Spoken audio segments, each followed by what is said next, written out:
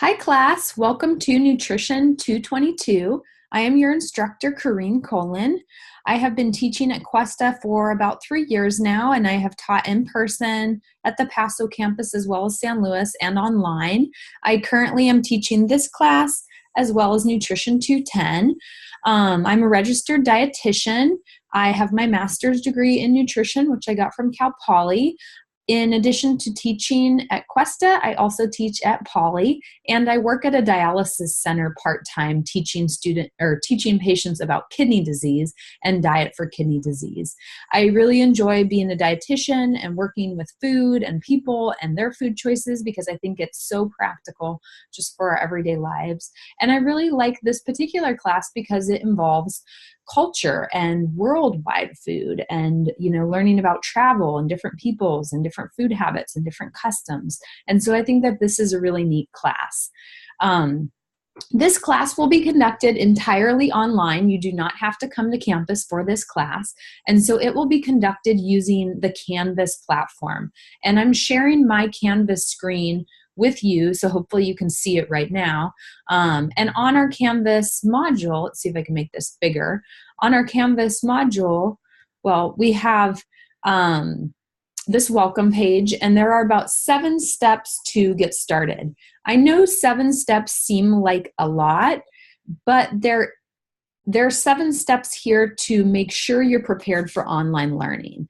The first step is going to be a survival guide.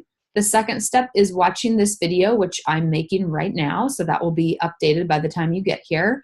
Third step, looking at the syllabus, reading a little bit about me, some tips for online learning. And then the steps 4 through 7 actually give you opportunities to earn extra credit. So if you follow steps 4 through 7, you can earn 2 points extra credit for each step. So why not start off the course with some extra credit? Never hurt anybody.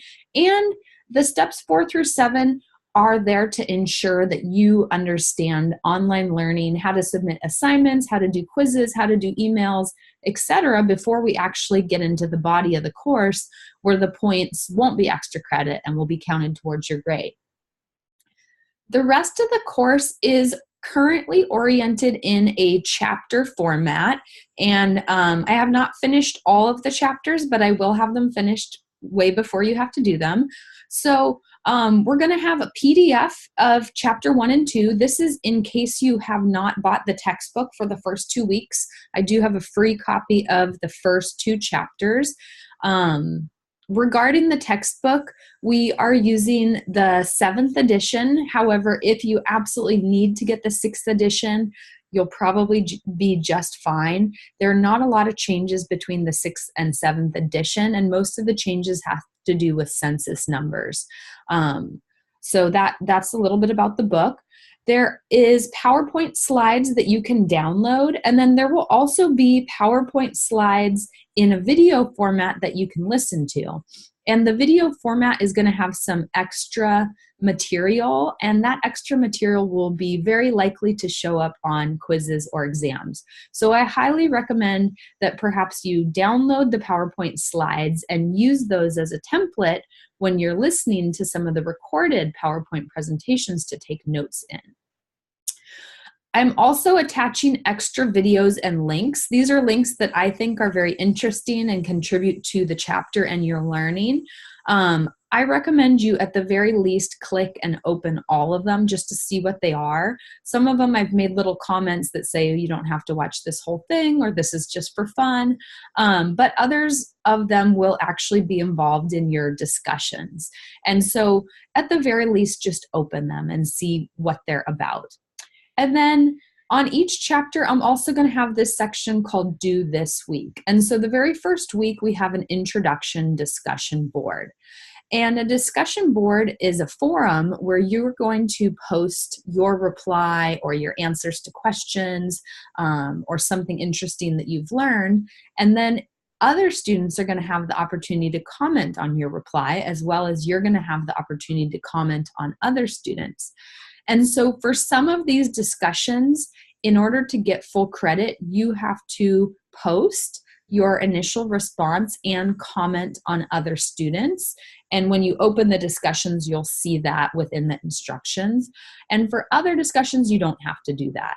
The discussions all have due dates and they're only open for a 1-week window. So it's very important, if you're going to get the points for the discussion boards, to do them within that week they are due. After they're due, they close and the points are no longer available.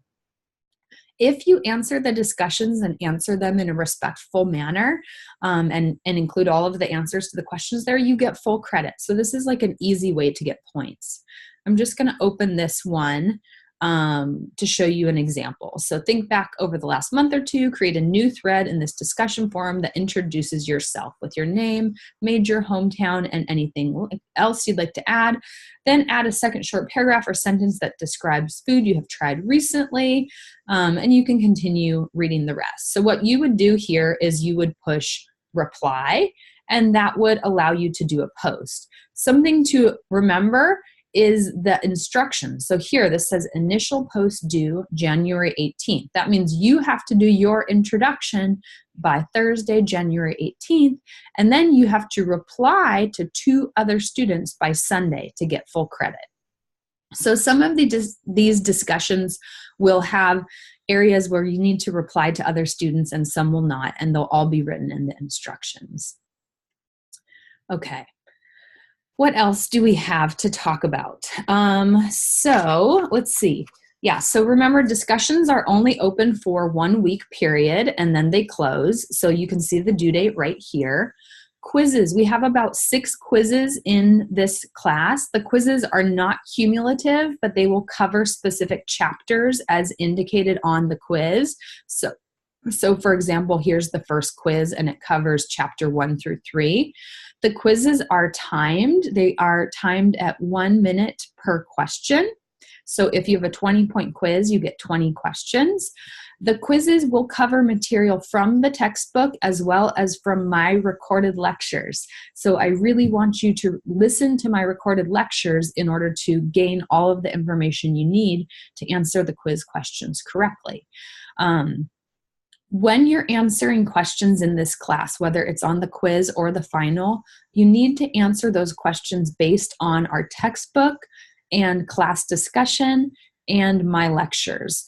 I know that this is a cultures class and you may have a particular personal experience being from a culture we're talking about, or maybe traveling to a region we're talking about, or being from a religious group we're talking about. But in order to streamline the assessment for the class, I have to base the questions on the book. So it doesn't mean that your experience doesn't count or isn't true, but I have to test from the book because I can't possibly know everyone's personal experiences. The quizzes also have due dates, so take the quizzes before they are due, otherwise they close. The quizzes are not comprehensive, like I just mentioned. However, the final exam is comprehensive. And about 1/3 of the final exam is going to be questions directly from your quizzes, but potentially different formats. So maybe you saw a true false on your quiz, and now you see a multiple choice on your exam. So as you take the quizzes, you might want to jot down some notes on what the questions were, what the answers were, what you missed, what you didn't, etc., because that can help you on the final exam do very well. As far as projects go, there are 2 main projects in this class. The first is a restaurant review and critique, and this is meant to be a fun opportunity for you to go out and try one of our many delicious local cultural restaurants and then write a restaurant-style critique of it. When I say cultural, I mean Italian or Japanese or Korean or Moroccan or Mexican, or what other types of restaurants? Indian, Thai. I don't mean like Denny's or IHOP or McClintock's or Firestone Grill. Nothing like that would be acceptable. But you're going to go to a restaurant. We have a checklist that you're going to fill out, and then you're going to write a small review about it. The second project is a research paper where you're going to do an in-depth research a research on a country of your choice, and your paper is going to include things about their climate, their economy, their education level, but also about their food customs, their food traditions, any foods that they avoid, foods that they, believe are special or magical, certain holidays that maybe have feasting or fasting, and so we're really going to explore the foods of one region of your choice. And so you can think about which region that might be. And sooner in the course, I will post some of the instructions for that assignment. Since this is an online class, I may have you do some sort of multimedia presentation to go with that paper, but I haven't quite finished thinking about if I'm going to make that mandatory or not yet. In the past, I have had a hybrid class where students would actually come 4 days out of the semester and we would do the presentations live. But since this is an online class, I'm not quite sure what I'm going to do, but there may be a second component to that paper, which is a video. I think that is most of what I want to say for now, at least what I can think of. I'll try to give you more video updates throughout the semester. I could add, when I grade your papers, I do make comments on them, and I do make comments on all your discussion boards. I believe you have to actually open my comments to see them. They might not pop up. But do read my comments. I spend a long time writing them. And especially if you've missed points for any reason, read the comments, because that can help explain why you missed points and then let you know how you can avoid missing points in the future. Okay, a few other disclaimers. I am not a computer whiz. I am not a tech whiz. If you have technical problems, I recommend you contact Cuesta Tech Support. If you're going to take a quiz or do the discussion board or take your final, try it before the last minute that it's due, because your computer crashing or your internet crashing or bad Wi-Fi is not an excuse for you not being able to take that quiz. So don't email me at Sunday night at 11:58 and say, oh, my Wi-Fi didn't work and the quiz closed and I only got 2 points because I couldn't see all the questions. Take these things early. Be in a secure location, maybe at a library or at home or a coffee shop that you know has good connection. Have your laptop charged or be at a desktop computer, because technical error is not an excuse for not completing the coursework. Other than that, I really hope you do well in this class. My goal is for you to succeed. So if you're struggling in any way, please contact me, let me know, and I can try to help you to the best of my abilities. The best way to contact me is by email.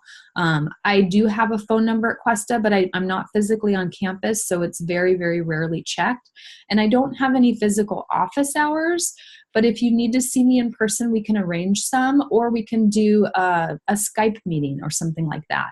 So do contact me if you're struggling, and I hope you don't struggle. I hope you enjoy this class. It's a really fun class, and get to learn about food, which is so practical, and culture, which is so interesting. So I look forward to working with you this semester, and goodbye.